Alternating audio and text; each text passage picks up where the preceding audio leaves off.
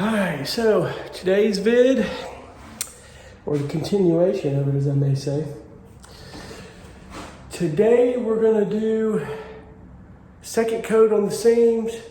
I was hoping to do second coat on my corners, but I got done so late last night, about 10 o'clock. The corners still aren't dry. You can look at them and tell. But we're doing third coat on screws, so screws will be done today. So tomorrow, be third coat on seams and then working on the second coat on these corners. And I'll have some sanding and some touching up to do. I got a lot of that to do. I've got dust on my nose a bit. I got, a little drywall dust on my vase. That's all right. It's been kind of just hitting the edges here, making sure everything's cleaned up, and then getting ready to go ahead and do that. So hopefully next weekend we might be priming. I'm hoping to get that done. I've got a lot of sanding to do, so it depends on how long that takes before we end up knowing where we're going to go with the prime and stuff. So one way or the other, we're going to get this stuff done. That we are. Well, I tell you, mad props to the people who do drywall for a living. These guys that can really do this stuff. Golly, it's something else. It's a lot of work. Got all the screws are done, so I'm going to do second coat on my seams. And that's it for the day. My corners weren't quite dry yet, and still aren't quite dry until maybe later.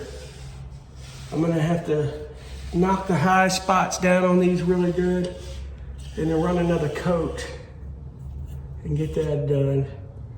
But, I don't know what that was. Get that done and hopefully I can get the third coat by tomorrow. I know I will. And we can get all this done and start sanding a little bit this week and then next weekend. See about starting to prime. We'll see what we can do. I got a lot of places I got to touch up and stuff. This right here, I just don't think I'm putting a corner bead on. I'm going to trim it out with 1x4s, just like I did the baseboards. So we're going to get that done. I don't know why we didn't 90 degree these instead of a gap right there, but it is what it is. If I were to put a corner here, I don't know. I don't think it would be that strong. The PVC is cool and all, but it's not strong, kind of, a bit. But be it that it may, I'll get a 1x4 trim on this from ceiling to floor on that deal. But I've got a lot of work to do when it comes to these corners that I do. And these straight flex corners. But we'll get it done. Well, folks, we're back for another round here. I think you've seen parts 1, 2, and 3. I've said in a little post prior to those videos that I don't want these things getting too terribly long, so I wanted to break them up. But today's third coat. Screws are done on the walls, third coat, and I gotta work on my corners. Corners will be the biggest of work, trying to get all this tightened up. But I'll tell you, things are actually looking pretty good here. I mean, if you look at like it did the ceiling, you start seeing this bright white, and it's pretty much covered. I just need to hit the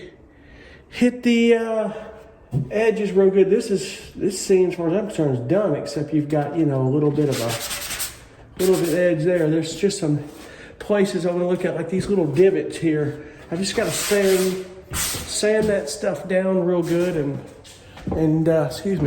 sand it down real good and get that stuff happening.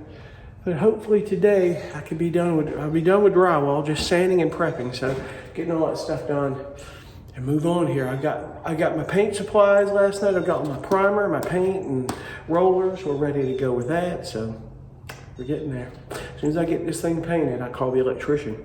And Clancy and I get this air conditioning unit in here. This house to get power. Then it's go time for the floor, the cabinets, the floor, the trim. And we're there. We're on our way to a final inspection. I'll put the counter in there. And I don't know if I talked about that counter. I'll talk about that later more, but I'm looking to probably do butcher block on that, I think. We'll see. Be pretty cool. Other than that, let's see what we can get done here today. I know we can get it done because I don't have to do the screws. That saves us some time. So once I get these seams, we'll get them knocked down. Everything third coated. work on these corners, second coat on the corners, because these Straight Flex corners, you only need to do 2 coats on them. But being that I'm not really experienced on them, I have a general idea of how that's going. So let's get on it, folks. Let's do it. So I've got third coat on all the joints. It's just time to do the corners now. What I'm about to do is go around with the rough edges of the sanding block and on these corners kind of check what's smooth, what I may not need to coat and what I may, but a lot of this stuff I'm gonna have to. This stuff, when you're doing this kind of stuff, you'll have your challenges. And there's just a lot of little small challenges, it really is. So I don't know if I do have a bunch of drywall dust on me, sorry. Whew, I was sanding earlier in that drywall mud. Yeah, oh well. But anyway, that's where I'm at here. If I can get these corners done today, if I can get them done, then it's sand and prep next weekend. Touching up and sanding and prepping, so get on this. That's what we're gonna do. Get her done. That's what we're gonna do. So my challenge, folks, is to stay right on the edge of the corners.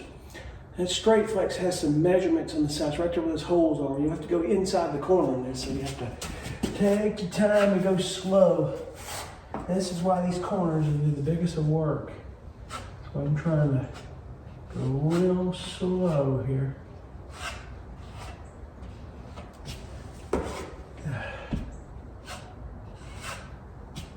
And some of these I probably wouldn't have to do a ton of coat. These 2.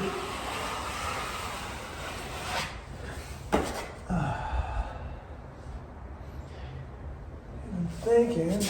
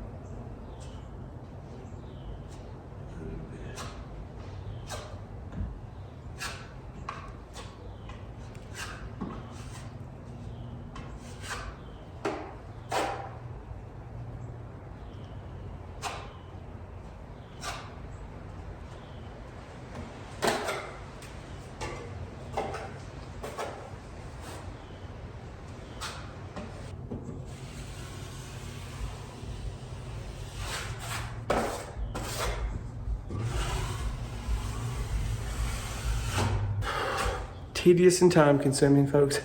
These corners definitely are. I tell you, look at these corners. There's only so much drywall mud can do, you know, when you look at, it's not gonna be perfect. I mean, drywall mud's some good stuff, but it serves its purpose. But when you get into like where there's butt joints here, and we had a problem here with having to put shims under the drywall because it was either coming out too far or in. You can, you know, try to float it out this way where it's going down. There's only so much of that you can do. So, I mean, it's, unless you're studying, and I mean, you're gonna see the wall go inward. This is the worst part of it right here. You got it coming from here a little bit down. And you might can see where we had to put shims between, it's hard to tell, but right along in there's some shims that we had to put in, or actually even I can't even see it. Right in here, right there, you can see shims. We had to, because the wall wasn't level. It happens, man, when you're building houses, so. But I'm gonna get my tall corners and my top corners there for that, and I should be done with this shortly. It'd be pretty cool. My goal after this is to sand and touch up and get ready for prime. We're at that point, my friends. Getting it done. All right, so I've got everything done. I'm ready for mud. I got drywall all over my face. That's all right. I gotta clean my tools here. At least clean them in case I need them for another reason. You never know. Because when I get in here and sand this week, there's going to be some places I'm going to hit. And probably spackling compound.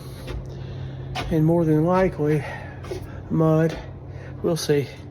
Just have to be real meticulous. Overall, these joints I mudded earlier today, they're about dry. And this thing's ready to go. I just need to get a good sanding. And this thing's ready for primer. So we're off to it, folks. We're going to get it done. Absolutely get it done.